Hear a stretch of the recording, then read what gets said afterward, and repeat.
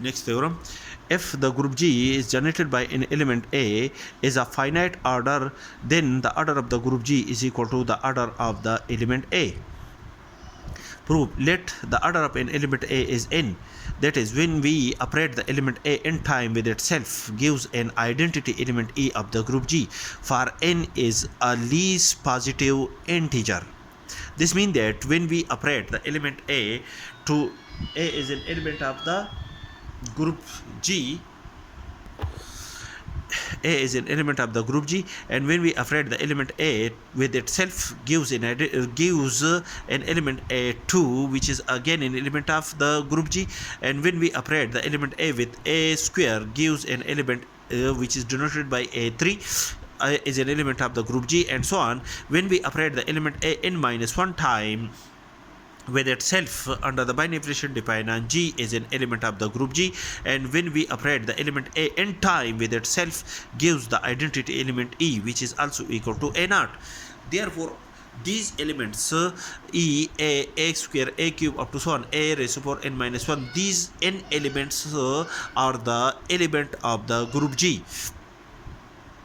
If the group G contain less than n elements, if this group contain less than n elements, then there exists a positive integer k and l such that AL is equal to AK.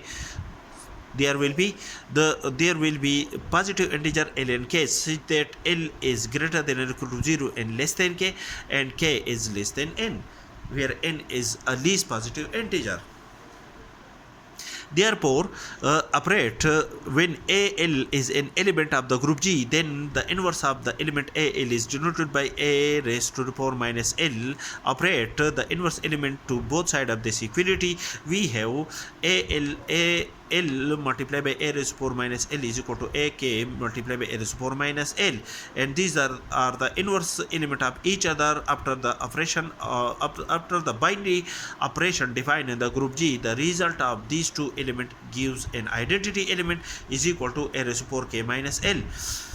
A raised to power K minus L is equal to the identity element, mean that the order of an element A is K minus L, and K and L are positive integers such that K is greater than L. Therefore, K minus L is a positive integer, and both K and L are less than L. Therefore, the K minus L must be less than N.